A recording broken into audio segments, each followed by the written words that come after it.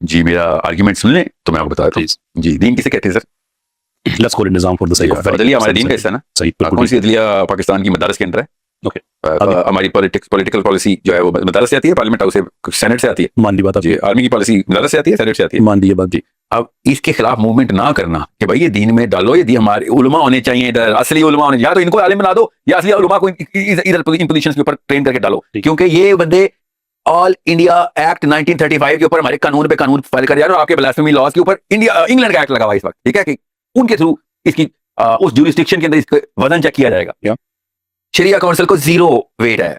Sessional court से supreme court तक decision लेते हैं, चाहे आसिया मसीह को इन्होंने हॉलैंड भेजना हो या फिर पाकिस्तान में सजा देनी हो। ये निजाम मदरसे ने ओके किया हुआ है। एक दफा 1947 से मुझे बताएं कि थ्रू एंड थ्रू मूवमेंट की हो कि भाई हमने पाकिस्तान ला इलाहा इल्लल्लाह है, दीन इन लोगों के पास नहीं होना चाहिए, दीन उलमा के पास होना चाहिए। हमने अयूब खान से लेके इमरान खान तक दीन इनको पार्लियामेंट हाउस को दिया, नवाज शरीफ को। This is our custodianship. अगर इसको अलग कर सुने जुमला, और वो लोग कहते हैं भाई तू नमाजें पढ़ाओ, ये खुद कहते हैं हाँ जनाजा, तलाक, नमाज, अस्तंजा, तहारत, 5 रफ़ा दैन हमारा काम, इनका काम कानून और इन्हीं के अंदर हम जाके रिट पिटीशन दाखिल किया करेंगे। इसको ला दीनियत ही, क्योंकि दीन इस वक्त मुशर्रफ के पास है, हाफिज मुनीर के पास है, शहबाज शरीफ के पास दीन, इनके पास नमाजें हैं, इनके पास रोजे हैं, इनके पास ज़कातें भी नहीं है, इनके पास हज भी नहीं है, एक्चुअली हज भी इनके पास, तो इनके पास तो कुछ भी नहीं है। अब दीन चला गया, इसको ला दीनियत बोलते हैं ना सर। यही सेकुलरिज्म में चर्च और चीजें ऐसे ही अलग हुए ना, और क्या होता है सर? बात हियर इज द प्रॉब्लम। पहली बात यह है कि जब आप कहते हैं ना लादीनियत, तो उसका मतलब यह है कि इलाही निजाम से इनकार। अब जिन लोगों ने टर्म कॉइन की है इसका मतलब वही बताएंगे, मैं और आप तो स्टैंड नहीं करेंगे। दे आर ऑल क्लियर कि सेकुलरिज्म उन लोगों का निजाम है जो इलाहियात को इस दुनिया के लिए ना काफी समझते हैं, ना काबिल एतबार समझते हैं। कोई एक मदरसा मुझे बताएं ये बताता हो कि जो अल्लाह ताला का हुक्म है, अल्लाह ताला का निजाम है, वो हमारे लिए ना काफी भी और काबिल एतबार भी नहीं है, फिर मैं आपकी बात मानूंगा कि ये लादीनियत है। रही बात के हमारे मदारिस एक्टिवली सिस्टम के अंदर नहीं है, ये बात भी पार्शली दुरुस्त है, कुछ हैं भी। आप इस इशू को डायग्नोस ठीक करते हैं कि हमारे मदरसे को ज्यादा एक्टिव होना चाहिए, पॉलिटिक्स के अंदर होना चाहिए, उसको अदालत के अंदर होना चाहिए। डायग्नोसिस बिल्कुल आपके ठीक है, लेकिन उसके बाद आप जो दवाई प्रिस्क्राइब करते हैं ना, वो जहर है कि इनको लात मार के साइड पे कर दो, हमने कुछ करना है। मैं कहता हूं कि उनके पास जाके, मैंने आपको बड़ी दफा ऑफर की है कि क्या आप अकामत दीन की फजीयत पढ़ाते हैं या नहीं पढ़ाते? आंसर इज यस, पढ़ाते हैं। अगर पढ़ाते हैं तो हमें वो प्रैक्टिस में नजर क्यों नहीं आता? आइए हमारे साथ मिलकर काम करें, 30 साल 35 साल का एक प्रोग्राम बनाते हैं जहां से आपकी एजुकेशन आउट ऑफ डेट हो गई है, दुनिया बड़ी आगे बढ़ गई है। अल्लाह वाज टू हेल्प यू, आप हमारी गाइडेंस करें, हम आपको असिस्ट करते हैं। जब आप ये कहेंगे कि इन्होंने नमाज रोजा ये सारी चीजें बता रहे हैं, दीन में प्रैक्टिकली जो प्रैक्टिकल एस्पेक्ट है उसका सिस्टम का, उसमें नहीं है, यहां तक मेरा आपका इत्तेफाक है। लेकिन जब आप ये कहेंगे कि नहीं, उसके बाद मैंने कहूंगा ये सेकुलर है, मेरा आपसे इत्तेफाक नहीं हो सकता उस पर। Leave what is to Caesar unto Caesar, and what is to the church unto the church. That's the actual definition of secularism. अब बाद में आके कोई गोरा कहे दीन भी फारग कर दो सेकुलरिज्म से, हम उसको डिफाइन कर देंगे। This happened in the 3rd century. No, that's no definition of secularism. Well, what is this definition of leave what is to Caesar unto the Caesar, and what is to the church unto the church? What is this? This was derived from a saying of Isa alayhi salam. नहीं Matthew की है, ईसा अलैहि सलाम। It's attributed to him. चल मान लेते हैं, gospel सारी attributed समझ लें उन्होंने give उसका exact अल्फाज मेरे जाने कि it is something along the lines कि give the king what is out to the king and give to God what is out to the God. इससे उन्होंने एक नोशन डिराइव कर लिया, उससे उन्होंने अपना उनका सेपरेशन जो उन्होंने कर ली वो कर ली। लेकिन वो यही कि जो आपका जो रिलीजन है वो आपके what do you call this? This is secularism. That is part of secularism. No, that is the start of secularism. Okay, let's go to start of secularism. And that is the basis of secularism. लेकिन जिस जमाने में बातें कही जा रही थी उस जमाने में ये कोई इशू नहीं था सरे से। उसका मतलब ये था कि बादशाह ऐसे काम करता है कि जिसका ताल्लुक रिलीजन से नहीं है, मिसाल के तौर पे फॉरेन पॉलिसी और चीजें हैं, उनकी कंसेप्शन के मुताबिक वो उसको करने दें। ठीक है, कोई सुनेगा कितना होगा ये होगा उनको करने दें। लेकिन secularism as a paradigm of life का मतलब ये है कि there is no God in your life at all. बहुत बाद में जाके इसको बाद में जो कुछ भी हुआ, मैंने इस वक्त आपको जो आप डेफिनेशन दे रहे हैं लेके गया हूं, ये कॉन्स्टेंटाइन की डेफिनेशन नहीं थी, उसकी डेफिनेशन बिब्लिकल थी। ये जो आप कह रहे हैं कि चर्च को और स्टेट को सेपरेट करना है, ये होलियो के बाद की डेफिनेशन है। मैथ्यू, बुक ऑफ मैथ्यू, वो बिब्लिकल नोशन था ना, वो सेकुलरिज्म उससे डिराइव किया जा सकता है कि ठीक है चर्च हर मामले में नहीं जा सकता नहीं है, डिराइव किया गया है। बेंजामिन फ्रैंकलिन बता रहा हूं आपको sir. It's a very important thing you are missing here. अगर आपको उस पर ध्यान कर लेना हमारी बात खत्म हो जाएगी। ओके, क्या आप इस चीज को डिनाई करते हैं कि सेकुलरिज्म में इलाहियात का कोई नाम नहीं है, कोई जिक्र नहीं है? What I am saying is किसी एक बंदे ने अपनी एथीज्म के खारिज पूरी करने के लिए डाल भी दिया हो, उससे ये पूरी history of secularism, basis of secularism, societies का लिटरेचर पढ़े, सारे इसी चीज पे पक्के हैं कि सेकुलरिज्म इज नॉट जस्ट। ये तो हमारे देसी सेकुलर में एक लम्हे के लिए आपकी टर्मिनोलॉजी इस्तेमाल कर लूं जो मैं आमतौर पे करता नहीं हूं, ये जो 2 नंबर सेकुलर पाकिस्तान में आया हुआ है ना, ये इसने लोगों को बताया कि सेकुलरिज्म बड़ी अच्छी चीज है, के साथ मज़ाहिब की इजाजत होती है, आजादी होती है। 700 साल तक सेकुलर यूरोप क्रिश्चियनिटी प्रैक्टिस करता रहा sir. Martin Luther King junior, क्या हो गया आपको? The biggest movement in the history by numbers. Martin Luther King senior की movement by numbers historically Europe की सबसे बड़ी मूवमेंट है। वो क्या है? वो सेकुलर मूवमेंट है सर। इट इज रिफॉर्मेशन का मतलब होगा Christians, they are atheist. Secularism की 2.0 सेकुलरिज्म 2.0 से लिख दिया जिसने नहीं, आप रेट्रोएक्टिवली अप्लाई कर रहे हैं कॉन्सेप्ट को जो से पहले एग्जिस्ट नहीं करता था। व्हाट एग्जैक्टली आप कह रहे हैं मैथ्यू 22 में ये सेकुलरिज्म नहीं है? वो लफ्ज दिखाएंगे द वर्ड्स, या what is secularism, what does it mean? Secularism किसे कहते हैं? यही आपको एक्सप्लेन कर रहा हूं कि जो सेकुलरिज्म टर्म बनाएगी उसी ने बताया है, उसने भी लैटिन से डिराइव किया और उसने बताया कि ये उन लोगों का नाम, कहता हूं आपको पढ़ के सुना देता हूं राइट नाउ, कि ये वो लोग हैं कि जो इलाहियात को नाकाबिल एतबार समझते हैं ना, और इसको आप ये तो मानेंगे कि ये दीन आप स्टेट के पास चला गया और मजहब आप चर्च के पास चला गया, ये तो मान लिया, ठीक है, सारी चीज होगी, इसको जो भी नाम दें, सही, मैं इसको सेकुलरिज्म बोल रहा हूं, आप कहीं सर इसको सेकुलरिज्म बोलें, इसको कोई और लफ्ज बोल दें। कैसे राजा, आपको पता है मैंने बोला था कि आपके भाई को कोई कत्ल कर रहा हो और आपका दूसरा भाई खड़े होकर देख रहा हो या आप खड़े होकर देख रहे हो, तो ये कॉमन सेंस के मुताबिक भी, इस्लाम ना भी आपको पसंद हो, कॉमन सेंस के मुताबिक भी आपको जन्नत के दरवाजे खुलवाएगा। और सऊदी अरब पे रिटर्न पैक्ट करने की जरूरत नहीं थी, उस पैक्ट का नाम कुरान है, वो पहले कर चुके हैं हम। हर मुसलमान एक दूसरे का प्रोटेक्टर होता है रिगार्डलेस ऑफ एनी कंडीशन। इस पे मैं बैन हुआ हूं, मैं किसी आलम को 2 नंबर कहने में बैन नहीं हूं, ये 2 नंबर की औकात है मुझे बैन करेंगे, लेकिन मैं आपको ये बता रहा हूं कि असली कहानी ये है। इसी से तो मैं आपसे कहता हूं कि आप इससे बहुत बड़े कैलिबर की चीज हैं। ये एक तो आपकी लैंग्वेज, दूसरे आपका एटीट्यूड, ये 2 चीजें आप फिक्स कर रहे हैं, आप बड़े अच्छे आदमी हैं। क्या बात है, ये वाले सारे पेंतरे अल्लाह के नबी सल्लल्लाहु अलैहि वसल्लम के ऊपर ये कुरैश के सरदार चल रहे हैं। या रसूलुल्लाह ये बात ना किया करें, हमारे बुतों को गलत ना कहा करें, हमारे बुतों को हमारे बुतों के बारे में ना स्ट्रेट जुमले ना बोला करें, हमारे बुतों को गलत कहते हैं, हमारा दिल दुखता है सर। हाफ एंड हाफ कर लेते हैं, मेरे अल्लाह के नबी सल्लल्लाहु अलैहि वसल्लम से नहीं कहा, हाफ एंड हाफ कर लेते हैं। इख्तिलाफ किस चीज पे है कि अगर आप नबी इस्लाम को कोट करेंगे तो फिर आप सीरत को एज इट इज, फिर आप उसके अंदर अपनी मिनोपली नहीं लेके आएंगे। ठीक है, वो कह रहे थे कुफार को, आप कहते हैं मुसलमान, या तो आप तकफीर करें सारे उलमा की कि सारे काफिर हैं, आप मुसलमान हैं, या आप ये कहें कि यार ये मुसलमान है, मेरे से डिसएग्रीमेंट है, मैं सीरत के प्रेमिस पे आके, जैसे सहाबा का आपस में खिलाफ होता था ना। आप रुक जाना, अब सुने, सब्र से सुनना। जब एक मुसलमान तागूत को इस्लाम के नाम का लेबल देगा ना, तो उससे तागूत वाला सलूक करना चाहिए। रसूल ये, अभी आपका जवाब देता हूँ।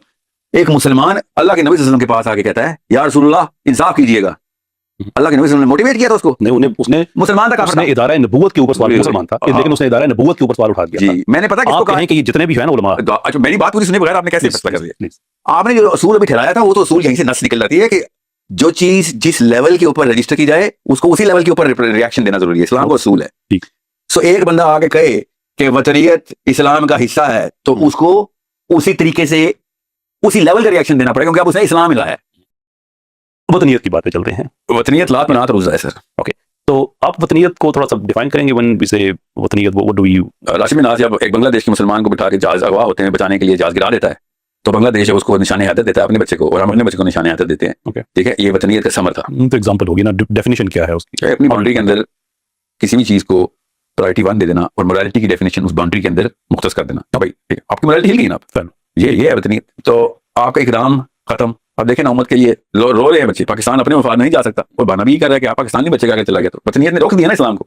ओके, और इकराम भी रोक दिए, जहां नेशनल इंटरेस्ट आपका इस्लाम से और जाएगा ही जाएगा, कब नहीं गया। ओके, बांग्लादेश ने बर्मा मारा, बर्मा के बच्चे मारे ना। आई एम ग्लैड कि हम इस चीज को समझ रहे हैं कि this is what you mean by वतनियत। दिस इज व्हाट, और ये जो इसमें ये कहा जाता है कि इंताजा खुदाओं में इस बड़ा सबसे वतन है। हाँ, उसका मतलब ये था कि आप मोरालिटी अब यहाँ से लेना शुरू हो गए यार। अब मोरालिटी की रेफरेंस सिर्फ अल्लाह से आएगी और कहीं से नहीं आएगी, कि भाई वतन को खुदा नहीं बनाना। श्योर, ये उसका मतलब, उसका ये मतलब है। लेकिन वतन से मोहब्बत, so that you can claim it to make it a Muslim country. वतन से मोहब्बत एक फितरी तकाजा है कि मैं जिस शहर में पैदा हूं उस शहर से मुझे मोहब्बत ज्यादा होने। मेरे दोस्त, मेरी यादें, बचपन की सारी एफिलिएशन एसोसिएशन उससे होती हैं, जैसे नेचुरल साइटोलॉजिक बिहेवियर। हर बंदे को अपने शहर से मोहब्बत होती है। मैं आप जो समझना चाह रहा हूँ आपसे चीज, क्या आप ये कह रहे हैं कि इस्लाम के पैराडाइम में वतन का कोई कॉन्सेप्ट नहीं है, किसी मुल्क का नहीं है? Did I get that right? Islam के पैराडाइम में इस वक्त की जो नेशन स्टेट है उसकी सॉवरेनिटी रिपग्नेंट टू इस्लाम है। और अगर ऐसा ना हो तो सो मुल्क फिर भी हो, लेकिन उसका नेशनल इंटरेस्ट इस्लाम से ऊपर ना हो। बिल्कुल, इज दैट फेयर इनफ? किसी भी एंगल से। जी ओके, अब जहाँ पे हम हैं, जैसे शहर होते हैं, ठीक है, शहर की हैसियत है। अब जहाँ पे हम हैं, पाकिस्तान के कॉन्टेक्स्ट में बात कर रहा हूँ कि इसको सेकुलराइज कर दिया गया बिकॉज ऑफ आवर मिस्टेक्स। अच्छा, अब हम इसको रिक्लेम करने के लिए मैं कहता हूँ कि लोग, I am going to be a nationalist, और इसलिए नेशनलिस्ट हूँगा कि मैं पाकिस्तान और इस्लाम को 2 मुख्तलिफ चीजें नहीं समझता। ये बना नजरिए पे था, नजरिया इस्लाम था, 2 कौमी नजरिया का मतलब है Islam, and I want to be a nationalist. क्योंकि पाकिस्तान वाकई में वाहिद एक खिता है जिधर उन्होंने बनाई अल्लाह के कानून को नाफिज करके आगे जाने के लिए था। अब आप कहते हैं ना कि जिना भी नहीं आगे जाना चाहता था, और ना इकबाल, तो आई डोंट केयर, मैं तो जाना चाहता हूँ। तो अगर आप जाना चाहते थे, हाँ श्योर जाना चाहते हैं, मगर लोग हैं ना एतराजी।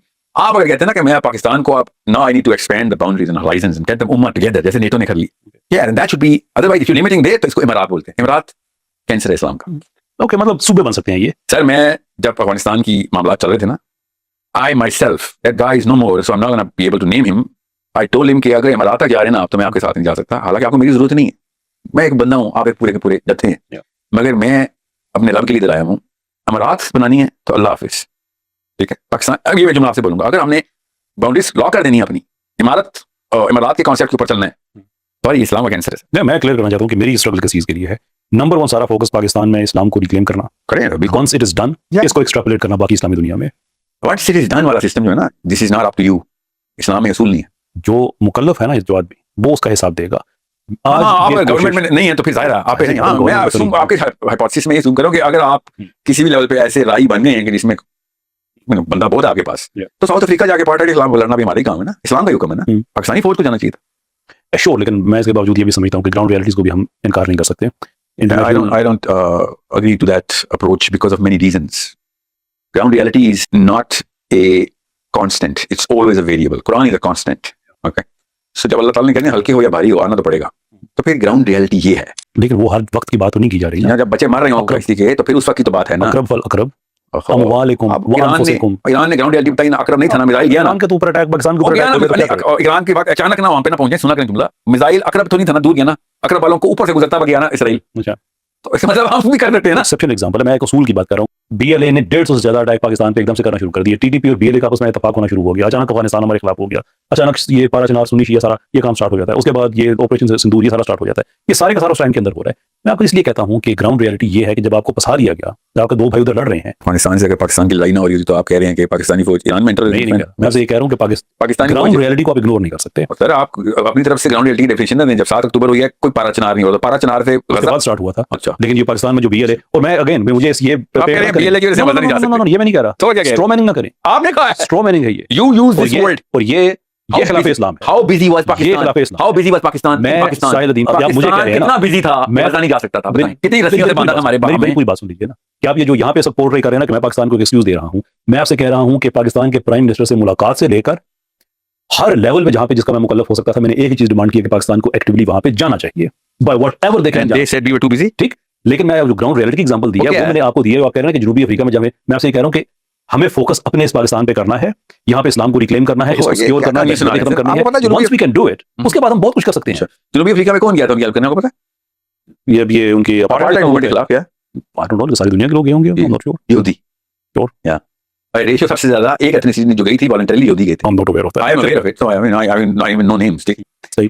अब पाकिस्तान, अगर आप वाला जो पाकिस्तान है जो आप चाहते हैं, वो गजा नहीं जाता और वो कहता है पारा चनार में शियों ने सुन्नी मार दी, सुन्नी ने शिये मार दिए हैं, मेरे हाथ बंधे हुए हैं, तो खुद सोचें, do you actually see the sense in this कि वहां पे 4.5 लाख बंदा मरा असल में? You need to steel man my argument. अब पढ़े लिखे वाले आदमी का काम करना है आपने। Ground reality I give you opportunity steel man करे मेरे आर्गुमेंट को।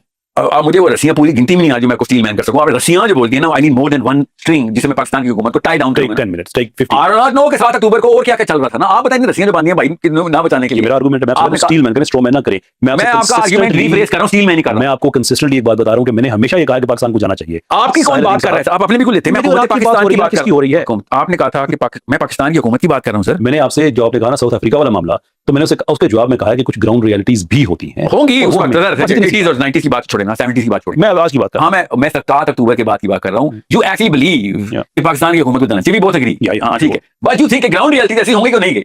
नहीं, मैंने कब कहा ये? तो ये असल में तो टॉपिक ही नहीं है। आप जो कह रहे थे इंटरनेशनल प्रॉब्लम्स जैसे कि जनूबी अफ्रीका का हो गया, दूसरे हो गए, तो वो भी गजा भी तो इंटरनेशनल प्रॉब्लम ही है ना, इंटरनेशनल नेशन। वो इंटरनेशनल प्रॉब्लम नहीं है, वो हमारी उम्मत का मसला है, वो हमारे दिल का मसला है, हमारी जान और नफ्स और रूह का मसला है। तो साउथ अफ्रीका वो दोनों बराबर है, ये होती है नेशन स्टेट।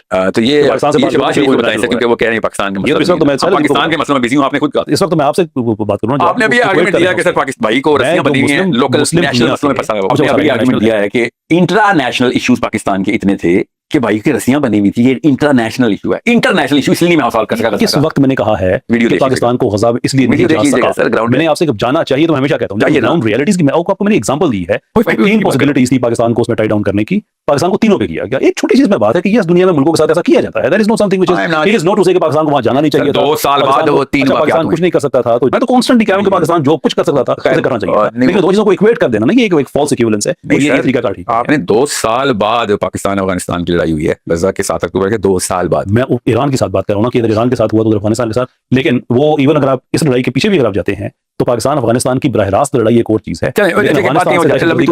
जब बांग्लादेश की आर्मी ने बर्मा की कश्तियों पे गोली फायर खोल लिया था और हसीना वाजिद ने कहा था this is not a Bengali problem, I am only responsible for Bangladesh, they have to be sent back to die in other world. तो हमारी रेत ना तभी आते, ये किसी भी लेवल के ऊपर आपको काबिल कबूल नहीं ना, ये लात मनात उज़ा ही हो गया ना। Yeah, sure. So we practically agree on just about everything now. Definition level पे तो आपको मेरी कोई आपको disagreement नहीं बड़ी दफा यही मदारिस पे हमारा इत्तेफाक है कि उनको बेहतर करना चाहिए। पाकिस्तान की इंटरनेशनल परफॉर्मेंस में फर्क ये है कि इस डायग्नोसिस के बाद मैं कहता हूं कि आप इसको दवाई देकर ठीक कर देते हैं, आप कहते हैं जहर देकर मार देते हैं। क्या? That's the difference. नहीं, मैं ये नहीं कहता हूँ जहर देके मारें। वो क्या कहते हैं? मैं कह रहा हूँ सर, बैड प्रोडक्ट को बैड बोले और गुड को गुड, वरना लोग गुड प्रोडक्ट को भी बैड बोलेंगे सर। पीछे भी सर कोई एक होना चाहिए ना कि यार